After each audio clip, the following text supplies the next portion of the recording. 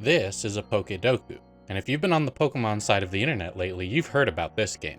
And unlike some people, Gudra Hazui?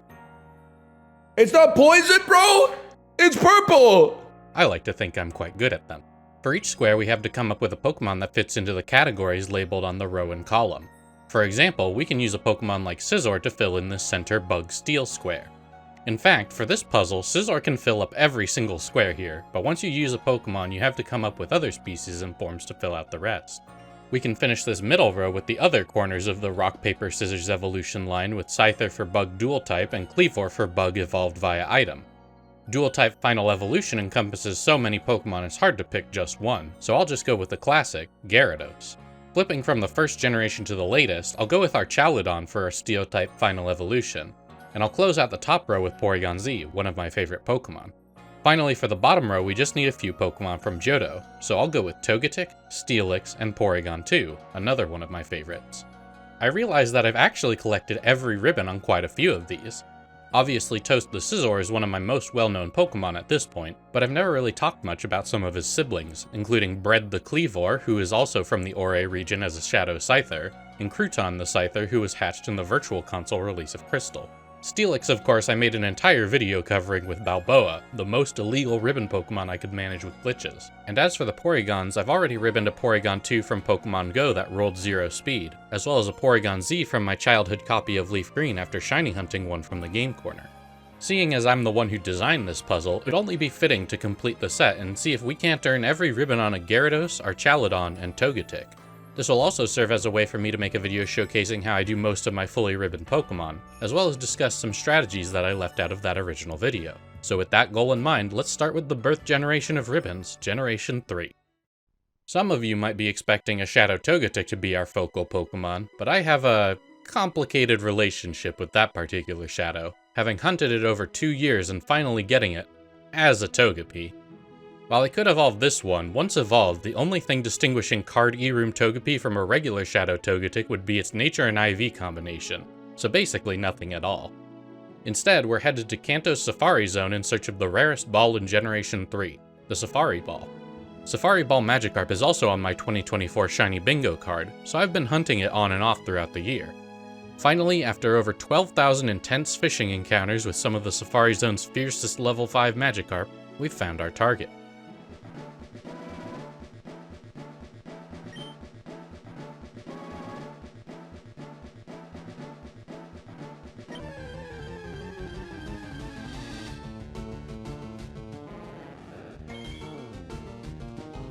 Okay, all time.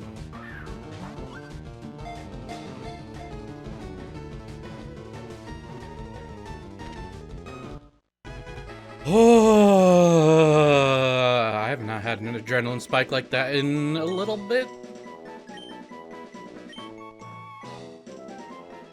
With our fish secured, it's time for Shimmer's journey to begin. I've had a lot of people come to me and ask if their favorite could ever be a Ribbon Master if they aren't a standout powerhouse. So to that I'd say, if Magikarp can do it, so can your favorite. While we're here in Ruby and Sapphire, we can make a quick stop at Evergrande City and defeat Steven. I prefer to earn this ribbon here as I consider Steven to be the easiest of the three compared to Wallace or the player's rival. Next up is the thing that most people think of when they think of barriers for weak Ribbon Masters, and that's the Battle Tower. If you're ribboning a particularly weak Pokemon, I would strongly recommend doing this in Pokemon Ruby and Sapphire. It's almost indescribable how much easier this place is compared to Emeralds. And this is also where I'd like to highlight the hidden strength of a weak Pokemon in the tower, free pivots. Because the AI chooses moves entirely at random here, it can be a pain switching from Latios to Metagross and getting caught by an unreadable Earthquake. Instead of switching in directly, we can have Shimmer pop in, take a hit, and give us a free switch to our other partner. It's even possible for Shimmer to take a KO if the AI uses Explosion to trade their legendary Pokemon for a Magikarp. Since I already have streaks of 56, one set of 7 battles in the level 50 challenge nets us a winning ribbon, and one more in level 100 for the victory ribbon. Contests are a big sore spot for Magikarp when you consider that most Pokemon rely on contest combinations to boost their score, like Rest plus Snore or Rain Dance plus Hydro Pump.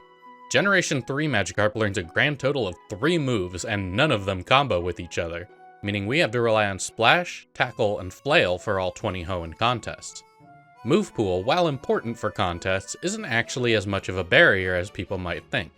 In fact, some people have done all 20 ribbons with Pokemon like Beldum with Takedown or Magikarp and Phoebus with only Splash, so it's definitely possible. But to not make this any harder than it needs to be, we'll level up Magikarp to 30 so she learns all of her moves, and we'll be using the Pokéblock set from Sadistic Mystic's Perfect Stat Recipes, only requiring 6 blends and trading Magikarp to other games when we need to feed multiple from one blend. Of our moves, Tackle will always give us 4 hearts, Splash will give us 2 hearts with 4 bonus hearts if we move last, and Flail will vary, getting better the later in a turn we use it. Our Sky High contest condition makes short work of the lower ranks, often making the entire contest a formality as our visual score beats every opponent's score across both rounds combined. As for our Artist Ribbon, I fully expected to only get 1 for the Cute contest considering that 2 of our moves get bonus appeal in that category, but we ended up with 4 of the 5 paintings, only missing out on the Tough contest. Finally, we can finish up Generation 3 in only a few hours with a leisurely stroll up Mount Battle. You may have noticed that we're still missing the Effort Ribbon, but I prefer to earn it later down the line for reasons that will be clear in a bit. For now, my go-to Mount Battle team is literally just 2 Kyogre, freeing up 4 party slots to earn ribbons on Pokemon who would rather not battle. Kyogre is ideal for double battles as you can just spam Water Spout for almost every fight and use Ice Beam and Thunder for coverage. I like to have one Kyogre be slightly slower than the other so I know which one will attack first in cases where I need to take out a water immune opponent like Mantine or Shedinja. Speaking of, our 4th slot move is one of the only attacking moves that Kyogre learns that can pierce Wonder Guard, Ancient Power. Now you might be thinking, wouldn't all of that have been way easier if you just evolved Shimmer into Gyarados already? Well, I've actually wanted to collect every ribbon on a Gyarados for some time, and have given it quite some thought, as I discovered earlier this year that Steelix was not the only Curry clone eligible species that could go to every Switch game with ribbons. Unfortunately, we now know that the Onix line is barred from Paldea. So in theory, Gyarados could defeat Balboa's record of the most ribbons on one Pokemon. Thinking through this idea though, it would be a bit of a waste to spend all this effort for the Safari Ball specifically, as Curry-cloned Pokemon replace their current ball with one of the basic 3. So as to not waste our efforts in the Safari Zone, we'll actually be raising 2 Ribbon Masters for this square instead of the 1. Using the Emerald Battle Tower cloning glitch, we can cause a bit of fish mitosis and say hello to Shimmer's sister, Tiamat. A fitting origin for our new Glitch Ribbon Master Queen. With our 2 Ribbon Master fish, it's off to Sinnoh. Unlike with Toast, these days I don't tend to grab many ribbons in Generation 4, simply because almost every ribbon in these games comes back later in the series thanks to the existence of Omega Ruby, Alpha Sapphire, Brilliant Diamond, and Shining Pearl. The big exceptions are the Legend Ribbon, which we can grab easily by defeating Red, the other 20 contest ribbons, which the addition of bounce and lower emphasis on the move portion actually make it much easier for Magikarp, and the other 6 Battle Tower ribbons. The Gen 4 Battle Tower is no slouch. For the singles mode, the most consistent way to deal with the climb is to use a powerful core of Dragon, Steel, and Water types to cover almost any type matchup. My go-to for this core consists of Latios, Metagross, and Swampert, and once we're on the final set, it's up to Garchomp and Suicune to carry Shimmer through to Tower Tycoon Palmer. As she did in the Gen 3 tower, Shimmer contributes by providing pivots between her teammates as necessary, allowing us to claim the Ability and Great Ability ribbons. Luckily for the Wi-Fi tower, we can avoid a lot of the tribulation of the World Ability ribbon using the Gengar Frostlash strategy I outlined in a previous video, making the once feared facility the easiest in the entire series, after a measly 7 guaranteed wins in Rank 4. As for the other formats, they follow largely the same formula.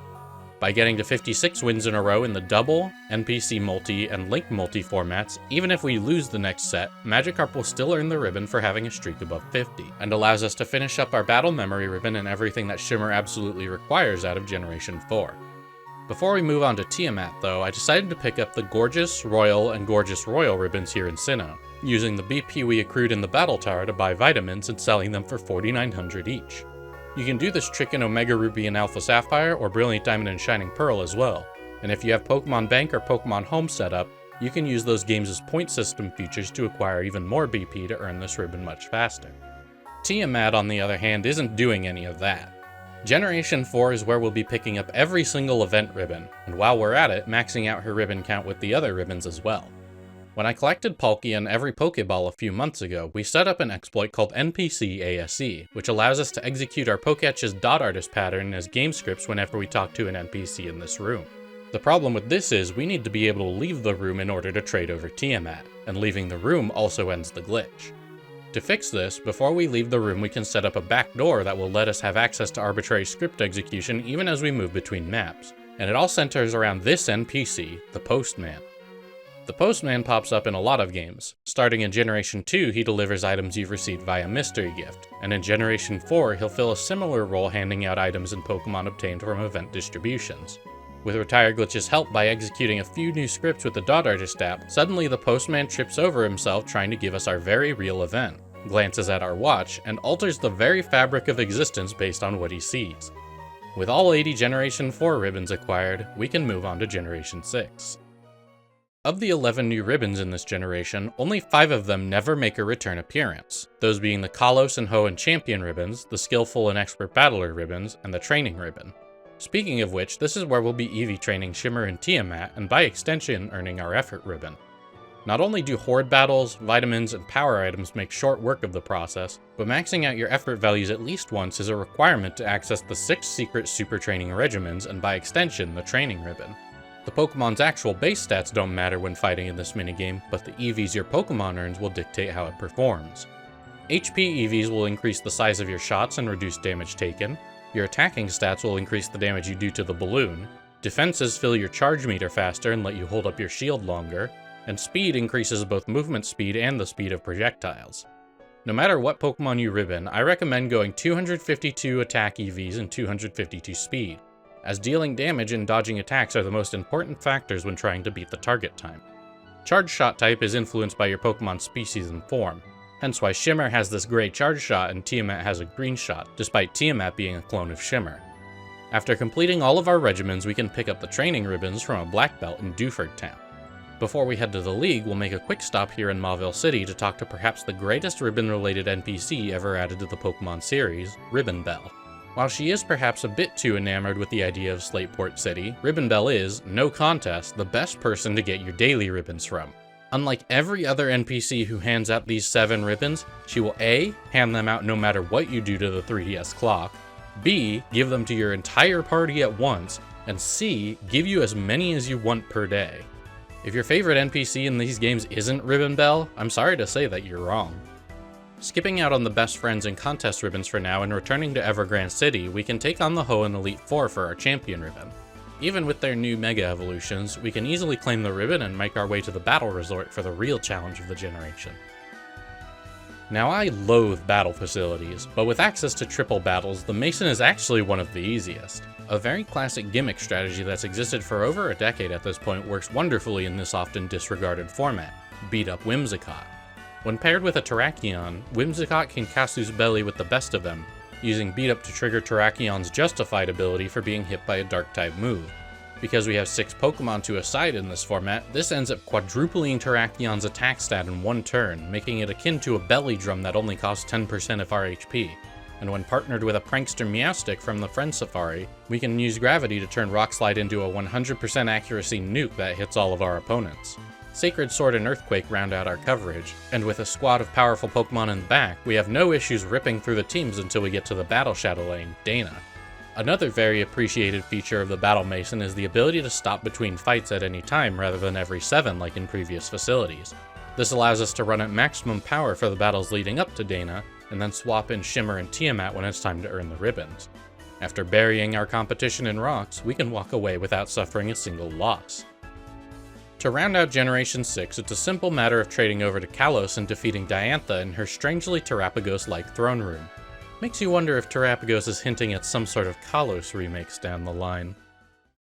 Generation 7 is light on new ribbons, but it's also home to the easiest Best Friends ribbon in the series. Affection runs on a scale from 0 to 255, and for the ribbon we need to max it out on each of our Pokemon.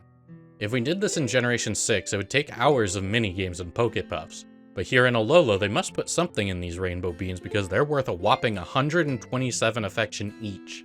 Meaning we can go from no affection to max affection in 2 rainbow beans and 1 pattern bean. Taking Shimmer and Tiamat to the community center in Melee City to be properly recognized for this feat of unbreakable friendship.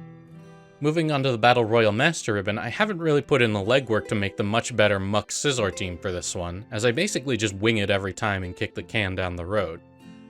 Between the Battle Royal Dome and the Battle Tree, I went to Mount Lanakila and got the Alola Champion Ribbon. There's very little to say about it, but at least my friends and I had some very interesting discussions while we were up there. Shout out to Byron in your chat who knows where all the real video games are bought at. And yes, it is pronounced the way you think it is. Nice. I do all my video game shopping at Sex now.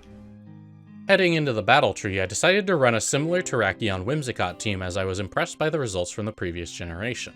Since we don't have Meowstic to up our accuracy, I instead gave Terrakion the Wide Lens to boost Rocksly's accuracy to 99%. This way, barring interference from our opponents, there's a 98% chance we'll land both hits, a 1.99% chance to land at least one, and a 0.01% chance we miss both. Whimsicott also can't boost Terrakion quite as much, since Beat Up will only hit 4 times in doubles instead of 6 with our reduced team size. I wasn't entirely sold on this team's ability to beat Blue, however, so I only swapped in Tiamat for the last fight, knowing she could handle herself in her Mega Evolved form, with Celesteela providing a heavy hitter in the back. Even with all this firepower, it was still a nail-biting conclusion as we managed to barely triumph. For Shimmer, I decided to go with a more proven strategy, and for that we'll need the finest cheese we can muster. Level 1 Aron. The AI for battle facilities can be unpredictable, but one constant is that if they're going to attack, they'll go for an attack that gets them a KO if it's available. This single-minded focus works against them when their free KO happens to have the ability Sturdy, a berry juice as the held item, and the moves Protect, Endeavor, Toxic, and Sandstorm. As for our partner in crime, Aromatisse is one of the slowest Pokemon that gets access to Trick Room, and its healer ability allows us to potentially heal Aron's status conditions at the end of every turn. With Trick Room up, Aron is the fastest thing on the battlefield by far, and can start using Endeavor to decimate an opponent's HP, allowing Aromatisse to pick up KOs with Dazzling Gleam. People often point out that this strategy doesn't work on ghost types, which is where Aromatisse breaks out a move most of you probably never think about, Odor Sleuth, removing Ghost's immunity to normal and allowing Aron's rampage to continue. Climbing back up to the top of the tree, Shimmer joins our party, and this time the sheer overwhelming might of Aron is simply too much for Blue to handle, and we can claim Shimmer's Battle Tree Master Ribbon without breaking a sweat. So now at the end of Generation 7, our next step is a little weird. Before Home's 3.0.0 patch, the way size was determined in Pokemon Home was basically undefined, meaning that if a Pokemon touched Legends Arceus before that patch, it would automatically be given its smallest possible size values. Post-patch, whenever you send a Pokemon from Pokemon Bank to Pokemon Home, 2 dice are rolled in the background, one from 0 to 127 and the other from 0 to 128, and added together to determine how tall your Pokemon is. This value then goes on to inform whether or not your Pokemon is eligible for the Mini or Jumbo mark in Scarlet and Violet. That means for any given transfer, there is a 1 in 8,256 chance it will roll exactly 0 and 0 or 127 and 128 in order to receive a size mark, rarer than the full odds shiny that we had to overcome to catch Shimmer to begin with. This roll happens for every single Pokemon individually, and so in theory, by using an external program to clone our Pokemon in Generation 7, we can send up thousands of clones until we find the size we want. Personally, I've never done this with my Ribbon Masters and treat the guaranteed mini mark as more of an early adopter bonus for bringing them through Legends Arceus early, even when there wasn't any visible Ribbon-related reason to do so. But since Tiamat is already an illegal Pokemon by a huge margin, I figured it was the perfect time to cover this topic. Size mark hunting is really down to personal preference for those who want to eke out one more potential icon on the memory screen, and it doesn't affect anyone else's gameplay experience in the long run. Size mark hunting is a glacial process, but there are a few ways we can speed it up. Firstly, we can clear out an entire save file just for transferring 32 boxes of Tiamat to Home at a time. Then, we can screen for size mark Gyarados and Legends Arceus rather than bringing them all one at a time to the Lady in Scarlet and Violet. The summary screen in Legends Arceus happens to list a Pokemon's height and weight, and for non-alpha Pokemon this can be used to see if they're eligible for a size mark to an extent. When looking for a specific size, we can ignore the Pokemon's weight. It's generated using the same triangular distribution as height, but when moved into Generation 9, only the height value is considered when sizing a Pokemon. Another benefit of Legends Arceus is that it has the ability to release multiple Pokemon at a time after you bring enough Pokemon into the pastures. The problem with this for Tiamat is that Legends Arceus has a prompt every time you're about to release a shiny Pokemon. While this is nice, that means we have to spend an extra second or two every time we want to release a Tiamat, so we'll use Pokemon Home's mass release feature. It only allows us to release 100 Pokemon at a time every time we connect to the game, but those extra seconds of prompting really add up in Legends Arceus. Using this calculator by the Slayer over on Project Pokemon, we can see that Gyarados has a maximum height of 25'7" and a minimum of 17'1", After a few thousand Tiamats, we find a couple that fit the bill and present them to the size mark checker in Mesagoza. So as it turns out, playing Legends Arceus in English forces you into using the Imperial system for Pokemon measurements, and because of this, a height value of 0 is indistinguishable from a height value of 1. And similarly, a 254 is the same as a 255. For Gyarados in particular, however, we can see on the calculator that metric has a solution. For larger Pokemon, each scale value on the extremes of the distribution have clear, single values that are impossible to mistake for any other. This doesn't hold true for all species though, and for some smaller Pokemon like Eevee, it can be better to check in Imperial where there are fewer false positives compared to metric, so use the calculator to figure out which system works best if you want to attempt this. Finally, after playing Legends Arceus in Spanish up until unlocking the Pokédex, after a few thousand more Tiamats we find one that's exactly 5.2 meters and bring her to Mesagoza in order to receive the mini-mark. Through with size mark hunting, we arrive in Generation 8 and can finally add our other PokeDoku answers to the board. For our Chaludon, I actually have a very odd one that I've been meaning to ribbon. My Duraludon. No, I didn't win a huge tournament or have an event distribution named after me. Rather, this Duraludon was caught in the terrarium already wearing a partner ribbon. Back in the original patch of the Indigo Disc, Smeargle had a very strange glitch involving trees and the move Transform, where it would sketch the move, transform into a player's Pokemon, and then fail to despawn after the battle, leading to a wild encounter with an exact duplicate. Since the 3.0.1 patch, Smeargle can no longer use Transform in wild encounters, effectively patching the glitch, though I have heard murmurings of physical DLC cartridges on the 3.0.0 version in circulation, so in theory you could still do this glitch on a new Switch if you have one and don't update. Togetic, on the other hand, will have to find in a much more conventional way.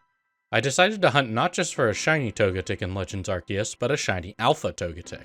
There are a few spots where Alpha Togepi can spawn at a roughly 1% rate in the Cobalt Coastlands, but for my money, the easiest way to find shiny Alphas is through Massive Mass Outbreaks introduced in the Daybreak DLC patch. Most Massive Mass Outbreaks have 8 to 10 Pokemon and then disperse, but 15% of the time an outbreak will have a second wave of Pokemon. 12% of outbreaks you'll have to defeat the first wave to know if there's a second, but 3% of the time you'll be told from the map screen by a yellow star icon.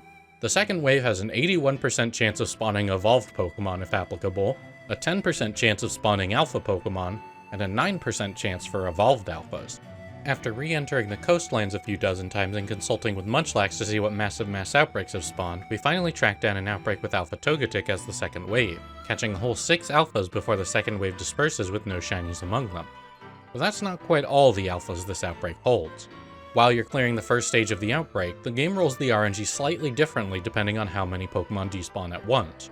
For example, by multi-battling these Hisui and Sneasel, I can despawn multiple at once, and get different second wave encounters depending on what combination of them I KO versus catch. By iterating down this list of possible outcomes, we can see hundreds of alphas from a single outbreak. And with the boosted odds from Perfect Pokédex Research, Shiny Charm, and the outbreak itself, we have an extremely high chance of finding a shiny alpha eventually. Some of you might point out that Togepi is a little too timid to start multi-battles with us, and you're correct. There is, however, still a way to get Togepi or any Pokemon that runs away from the player to despawn as a group. Projectile Fruit. When you hit a Pokemon with an item like bait or a berry, it instantly notices you and for timid Pokemon sends them into a sort of panic state. After long enough in this state, they'll either calm down or despawn. But if the player fast travels away while a Pokemon is panicking, it'll despawn instantly. This is the key to having multiple Togepi disappear at once. Sneak up close, bean each of them in the head with a berry, and then quickly fast travel before they have a chance to calm down. With a stack of Oron berries in tow, it's just a matter of iterating down our list of despawn patterns until we find the Togetic we're looking for. There's only one left. I accidentally do like 1, 3, 4?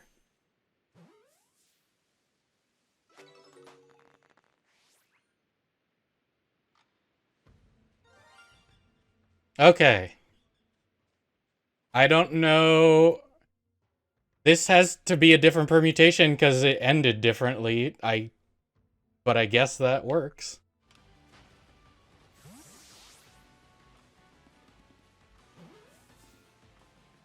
Perfect. With everyone assembled, we can bring them all to Galar to start earning some ribbons. Our Chaladon will have to stay unevolved in order to earn the few ribbons it still needs in Sword and Shield. We can start with the Tower Master Ribbon, which is extremely easy to obtain here in Galar compared to the identical ribbon in Brilliant Diamond and Shining Pearl. Leon will appear every 10 battles in Master Ball tier, and there is no penalty for leaving, saving, and resetting if you happen to lose. You can even save right before Leon appears and reset without any repercussions. For this tower, I like to use a Choice Scarf Tapu Lele paired with a Focus Sash Calyrex Shadow, spamming Dazzling Gleam and Astral Barrage to clear opponents as fast as possible. Once we're done, while we're in Wyndon, we can take a flying taxi over to the stadium to claim our Galar Champion Ribbon. I like to invite the trainer who has the worst matchup against my team, but it's not guaranteed we'll face them and we hardly need the advantage. To wrap up in Galar, we can easily grab 6 Master Rank ribbons at a time, as I climbed up to Master Rank in Sword and Shield back in November 2022, and stayed there because there have been no new ranked seasons since then and my rank never drops. Since everyone has moved on to Generation 9 ranked, it's a simple matter of asking one of the many people in the Pokemon Ribbons Discord who are also in Master Rank for a match. Because the ladder is so empty, we can guaranteed get a match against them, and then once they forfeit, the ribbon is awarded to our entire team without the headache of climbing the ladder in Generation 9. With Galar complete, we can move Shimmer, Tiamat, and Togetic to Hisui to pick up their Hisui ribbons at the Jubilife Photography Studio. We won't be able to see it on Togetic as they're not actually in Scarlet and Violet where the ribbon is visible, but we have to come get it to get the title of Ribbon Master. After taking our photos, we can bring these 3 into Sinnoh in Shining Pearl. Here we can claim all of the ribbons that we skipped in Generations 4 and 6. By defeating Cynthia, we claim the Sinnoh Champion ribbon, and by waiting until this game, we can also receive a Champion sticker for beating her post-Heatran second rematch team. You'll want as many of these stickers as possible as they have the best visual score for this generation's contest. Speaking of which, this is where we can finally pick up the 7 contest ribbons. 1 for each Master Rank contest, the Contest Star ribbon for collecting those 5, and finally the Twinkling Star ribbon for the Shining contest. As for contest moves, the best effect is 3 hearts with an additional 3 if Groove is positive. Togetic and Gyarados get access to Giga Impact via TM, but Shimmer's reduced move pool means we'll have to settle for Flail. We can wrap up the generation with a quick stop by Dr. Footstep's house, where Magikarp can finally receive their Footprint ribbon for having gained 30 levels since we met her in Black and White at level 30. Togetic, on the other hand, doesn't require the Footprint ribbon at all, being met at a level above 70 and not being on the short list of voiceless species they forgot to update the requirements for when copy-pasting from Diamond and Pearl.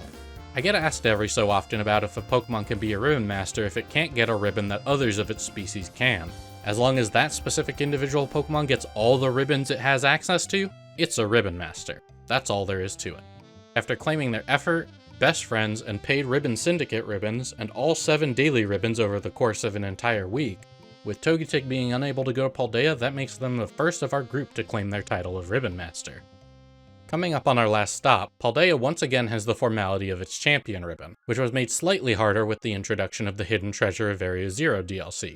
Specifically, after catching Terapagos, the levels in the tournament go up significantly, and most of the trainers you face have reworked their teams to include DLC Pokemon, including top champion Gita, who finally leads with a Glamora and ends with a Terra Flying King Gambit. Despite this, the trigger to bump up the difficulty is also the key to trivializing every fight, Terapagos. With max special attack and speed and a choice specs equipped, there's little your opponents can do but watch as you obliterate their teams with an unresistible Terra Starstorm every turn. With Paldea's only ribbon proper under our belt, we can work on getting our earnable marks. For the Gourmand mark, I like to go to the festival stalls in Kitakami, as they have the cheapest dishes of any vendor across all 3 maps.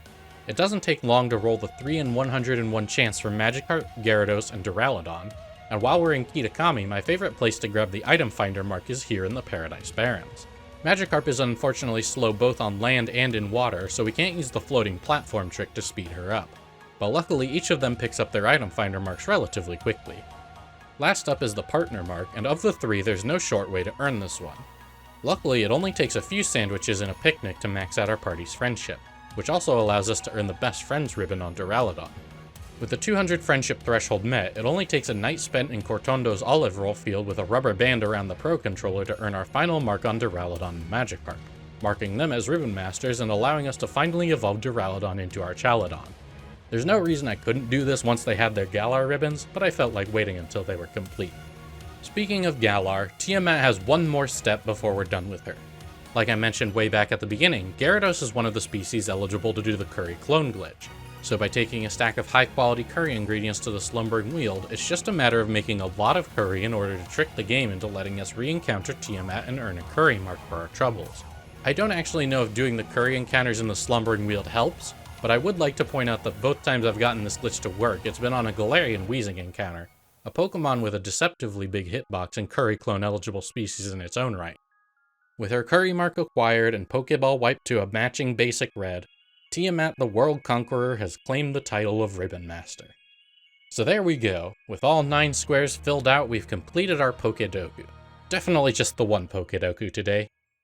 Alright, fine, there's actually a second puzzle that we have to complete. While talking with the folks at PokeDoku, I joked about making a puzzle with only one answer for every square, and they said I could do it as a bonus puzzle if I answered all the angry emails it would generate, so here it is. There seriously is only one solution to this grid, so if you want to take a shot at it without spoilers, now's your chance.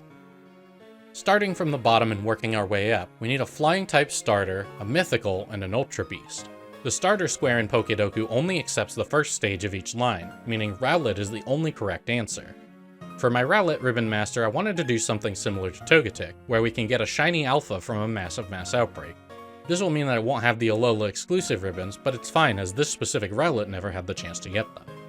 So I was planning to do the same thing as Togetic, but, well... I'm pretty sure you mean Typhlosion Johto, but I do like the idea of calling native, or like the non-regional form just like... bleh? Okay, frick my permutations, I guess. So, after my brain rebooted from that system crash, we can take Rowlet's picture to earn the Hisui ribbon, before sending them off to Galar for their Galar Champion, Tower Master, and Master Rank ribbons.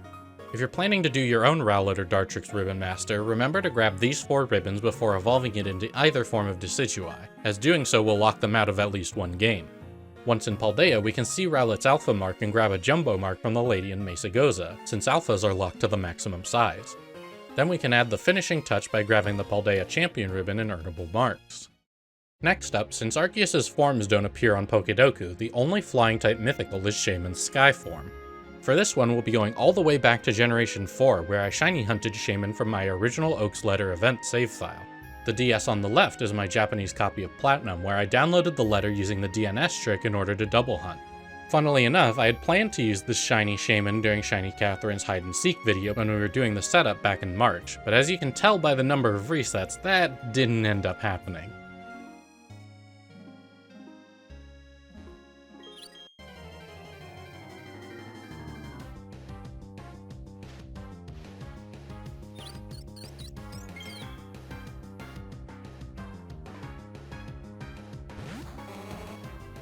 How about that? I actually was literally not looking. I got alerted by the shiny sound, which is why I don't use shiny Pokemon when hunting, is I don't get baited by the sound. Once we've found our TL Hedgehog, the only ribbons they'll need from this generation are the 20 contest ribbons and the Legend ribbon. For the Sinnoh contests, I like to set up my moveset so that I have one move that doubles our score next turn, one that earns 4 hearts for going first, one that scores high for low voltage, and one that scores 4 hearts if we go last. This way we can always earn an average of 4 hearts per turn no matter what turn order we end up with. As for Shaymin's visual stats, I had plenty of powerful Poffins left over from my perfect contest stat guide, so despite not having a mild Poffin to top off their stats, we still end up with well past the maximum visual points threshold of about 200 in every stat.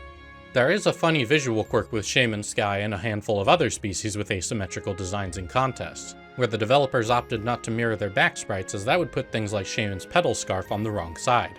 With the contests clear and another trip to Mount Silver, we can send Shaymin up to Generation 6.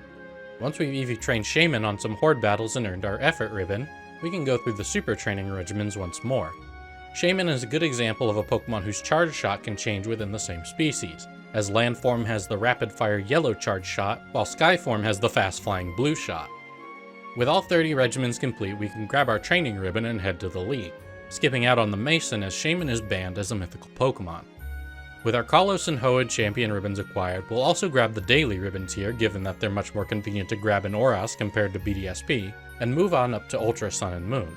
Shaman easily earns a Best Friends ribbon after our classic 3-bean special, the Alola champion ribbon up on Mount Lanakila, and the Battle Tree Great ribbon, which it has to earn here in the Ultra games because of their lack of restrictions in the normal mode. Moving up to the Switch, Shaman is banned from Galar, so our next ribbon will be the Hisui ribbon. On to Sinnoh, we can teach Shaman Giga Impact in order to sweep the Master Rank contests. Some legendary signature moves have the same effect as Giga Impact, but some, like Shaman's Seed Flare, only give you bonus hearts if your groove is negative. We can finally grab the Footprint ribbon now that Shaman is leveled up 30 times, and finish out this game with another Sinnoh champion ribbon. Into Paldea again, it's the same 4 that it always is, with the Paldea champion ribbon and earnable marks finishing out our set. For the bottom right square, our only option is Celesteela, so we'll shiny hunt one from the high-tier white wormholes found in the Ultra Warp Ride. When shiny hunting Ultra Beasts, I recommend you catch or defeat the first one you find, as that will let you skip the cutscene leading up to the encounter where your player stares gormlessly at the Ultra Beast for a few seconds every time.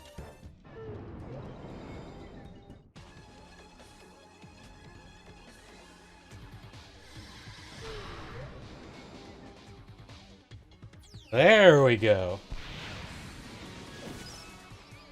Bit of a trek.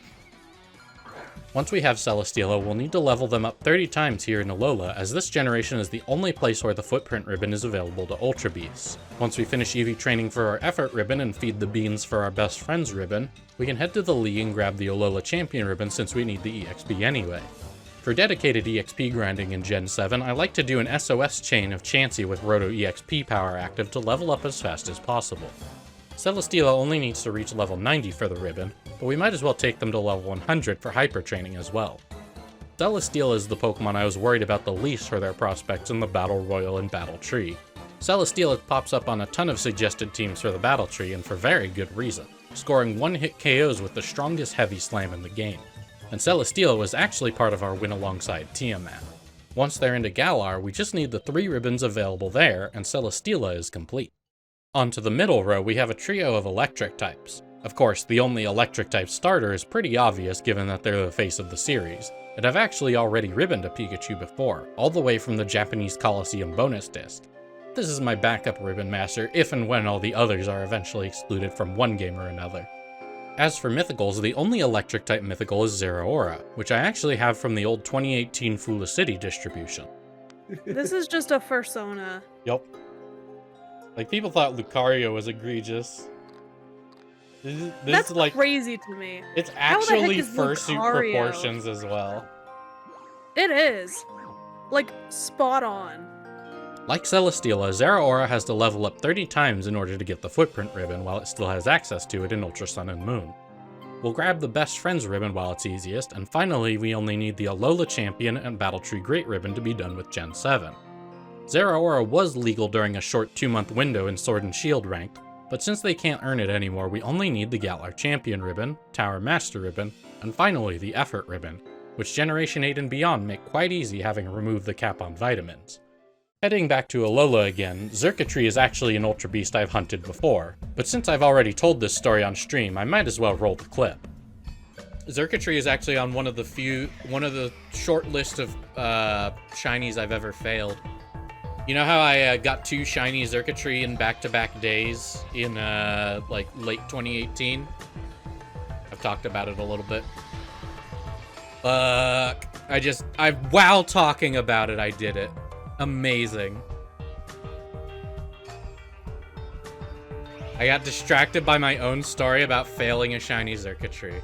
That is just impressive. So, after quite literally repeating the mistakes of the past while failing to learn from them, we can find a second shiny Xurkitree to begin our quest.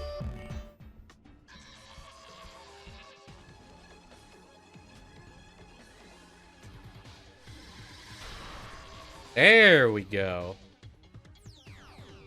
It's not going odds. Alright, now I soft reset over this one. Since we don't have the same firepower that Celesteela had in the Battle Tree, Xurkitree will be tagging along with the Aron Aromatisse team. But Xurkitree needs exactly the same ribbons as Celesteela. For this last row, there's only one starter that can learn Dragon Rage, but it's pretty easy to guess if you think about their evolutions. Charmander can learn the move in almost every generation, up until when the move was cut in Generation 8.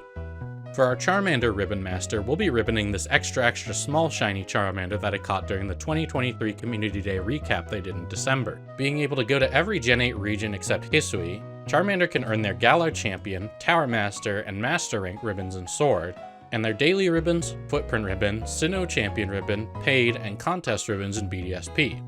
Charmander doesn't learn our favorite contest move, Giga Impact, but we can teach it Focus Punch via TM in Scarlet and Violet, which has the same contest effect. And since Charmander can also learn Focus Punch in BDSP, we can retain that move when moving him through Pokemon Home, sidestepping BDSP's baffling TM system. Finally, we can end it off with the Paldea Champion Ribbon, Best Friends and Effort ribbons in Paldea, and earnable marks, including the Mini Mark as a result of bringing an extra small Pokemon from Pokemon Go. Of the Ultra Beasts, only Guzzlord learns Dragon Rage, even though it's not the only Dragon-type Ultra Beast.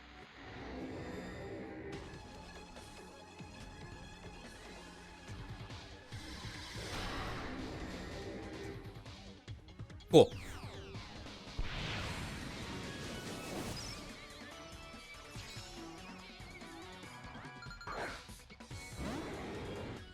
Let's get this beast.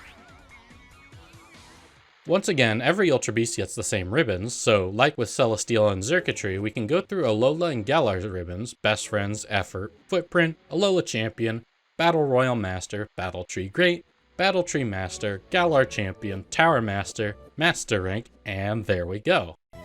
Now this top middle square is likely the most devious on the entire puzzle. Of the mythical Pokemon, none of them are Dragon-type except for Arceus' one form, and none of them particularly lend themselves to a Draconic design. But the Pokemon notorious for its wide move pool does learn it, Mew. Only in Generation 1, there is a TM for Dragon Rage that Mew can learn as it does with all TMs and tutors. The Mew we'll be going with is this shiny Pokemon Go Mew I finally caught after completing its Masterwork research. Like Zeraora, Mew doesn't need to get the Master Rank ribbon as they were once legal and ranked but aren't anymore, so unless Scarlet and Violet has a series where Mythicals are legal, this Mew will get to skip the Rank Master title. From there, we can head to BDSP, gathering the Sinnoh Champion, Contest, Paid, Daily, and Footprint ribbons, once again using Giga Impact as our contest move. Once we have our Paldea Champion ribbon and earnable marks down, it looks like we're done, except I've been saving something for months waiting for this occasion. Something mighty. Back in September 2023, players could challenge Mewtwo in 7-star raids, and not only does Mew get a stat boost during this fight, but defeating Mewtwo here awards it the Mightiest mark. Unlike the Master Rank ribbon, this one is still hypothetically available if you, for instance, unlocked the Mewtwo raids on your save file and then never connected to the internet since the event ended. And that's exactly what I've done here. The easiest strategy for this raid in my experience involves 3 Mew, one with Struggle Bug, Mudslap, Life Dew, and Misty Terrain in a Covert Cloak, and the other 2 with Struggle Bug, Mudslap, Swords Dance, and Leech Life with a Shell Bell. By using Struggle Bug and Mudslap to destroy Mewtwo's special attack and accuracy, we can buy time for our 2 attacking Mews to set up +6 attack with Swords Dance, before ripping apart Mewtwo's shield with Terra Bug Leech Life. Once the shield breaks, Mewtwo normally uses Rest and restores all of its HP, which is why we carry Misty Terrain. Protecting all grounded Pokemon from status conditions causes Rest to fail, and allows our attacking Mews to tear down the rest of Mewtwo's HP within the time limit. Claiming our Mightiest Mark and the Unrivaled title, Mew is complete. And so with that, 12 new Ribbon Masters and a staggering 298 ribbons and marks between them, 301 if you count the invisible Hisui ribbon and Alpha mark, and the guaranteed Jumbo mark on Togetic. We've finally solved my PokeDokus and ribboned every Pokemon to go along with them. Thanks to PokeDoku for the opportunity to make a puzzle for them. Let me know what species you used on my puzzle, and thanks for watching.